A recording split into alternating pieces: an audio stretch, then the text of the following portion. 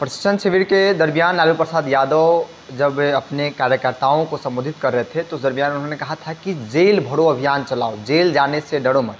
तो वही इस बयान को लेकर विपक्षी खासतौर पर जेडीयू के बड़े बड़े नेता यह कहते हुए नजर आ रहे हैं कि एक तरफ तेजस्वी यादव युवाओं को रोजगार देने की बात करते हैं और दूसरी तरफ उनके पिताजी जेल जाने की बात करके जेल जाइए। ऐसे में युवा जो रोजगार, जो नौकरी की तलाश में है, उनका कैरेक्टर पर सवाल उठेगा, उनका भविष्य अंधकार हो जाएगा। इस वक्त मेरे साथ राजद के वरिष्ठ नेता हैं प्रदेश अध्यक्ष जगदानंद सिंह। सर, कैसे देखते हैं, एक तरफ आपके नेता कहते हैं कि जेल जाओ।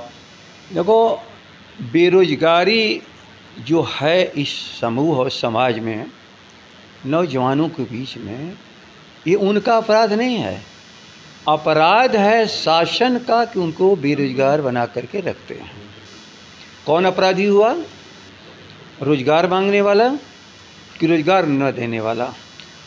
रोजगार मांगने वाले को जेल का भय दिखा करके यदि बेरोजगार बना के रखोगे तो कल एक ऐसी स्थिति आएगी कि जेल छोटा पड़ जाएगा, विद्रोह पर उतर जाएंगे।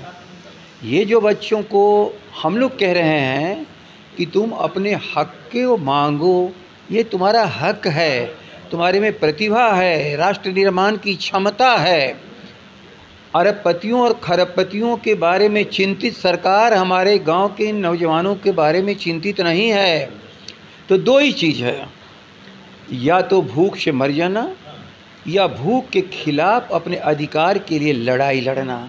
हो सकता है कि जेल की दीवारों में उनको कैद लोग करें, लेकिन जिस दिन ये शासन बदलेगा उन बेरोजगारों पर अपने इस संघर्ष के लिए संघर्ष करने वाले सभी नौजवानों का एक कलम से सारे केस को हम लोग ख़त्म करेंगे। याद रख लेना, वो अपराधी नहीं हैं। हम आज सामाजिक अपराधी, आर्थिक अपराधी, जो शासन व्यवस्था है उसको समाप्त करने के लिए हम उनको आग्रह कर रहे हैं। हम उनको ये नहीं कह रहे हैं कि हिंसक बन जाओ। हिंसक तो सरकार है, लाठी चलाती है, पानी ठंडे में छिड़कती है, गैस छोड़ती है और उन पर गोली से मार देती है। गोली भी कम होता तो उनको कुचल भी देती है सड़क पर।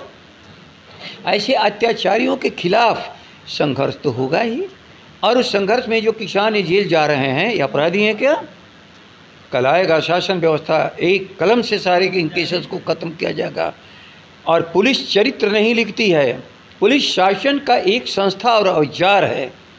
वो राजनीतिक लोग, वो अपने आर्थिक आज़ादी के लिए, अपने बेरोजगारी के खिलाफ जो लड़ाई लड़ रहे हैं, अपराधी वो है जो शासन में बैठा है। और शासन में जब अच्छे लोग आएंगे, इन अपराधियों से हटा करके अपने बेरोजगार नौजवानों की कुवत के बल पर, तो एक शब्द में उसको हटाया जाएगा कि ये अपने जीवन के संघर्ष, अपने राष्ट्र के निर्माण में अपनी प्रतिभा का प्रयोग करने के लिए मांग करने वालों पर जितने भी केस हुए हैं, सभी केस को एक मुश्त हम खत्म करते हैं। एक अंतिम सवाल है सर, उपचुनाव को लेकर आरजेडी ने उम्मीदवार उतारे, कांग्रेस में उतार दिया, क्या गठबंधन रह गया उपचुनाव में? गठबंधन की नीतियों का है। हम हर मुद्दे पर, हमारी नीतियाँ एक हैं। हम एनडीए की तरह नीतियों पर मतभेद हमारे में तो है नहीं। श्री नीतीश कुमार कह रहे हैं, ख्याल कर लेना कि जाति जनगणना हो, भाजपा कह रही है कि नहीं होगा।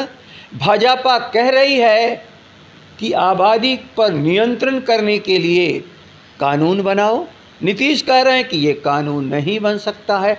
अब बताओ, इन दो राष्ट्रीय नीतियों पर, हाँ एक नीति पर दोनों एक साथ हैं, किसानों को बर्बाद करने के लिए, पूरी तरह हमारे अर्थव्यवस्था जो हमारी खेती के वो व्यापारियों के हाथों में सौंप देने के लिए, कॉन्ट्रैक्ट फार्मिंग करने के लिए, एमएसपी समाप्त करने के लिए, मंडी की व्यवस्था समाप्त करने के लिए, इस पर दोनों एक मत हैं। और दो राष्ट्रीय नीति, एक संसद के द्वारा स्वीकृत जातीय गणना पर दोनों अलग अलग हैं। और चाहे जहाँ से भी आ रही हो, जनसंख्या नियंत्रण पर भी लोग अलग अलग हैं। हमारा महागठबंधन इन तीन राष्ट्रीय नीतियों में कहीं अलग नहीं है। कांग्रेस हो, लेफ्ट हो, हम लोग हैं या हमारे अन्य साथी हैं, सभी महागठबंधन के लोग एक साथ हैं। नीतियों में कोई मतभेद नहीं है। बिल्कुल, गठबंधन नीतियों का है, व्यक्ति का नहीं। बने रहें प्यार के साथ।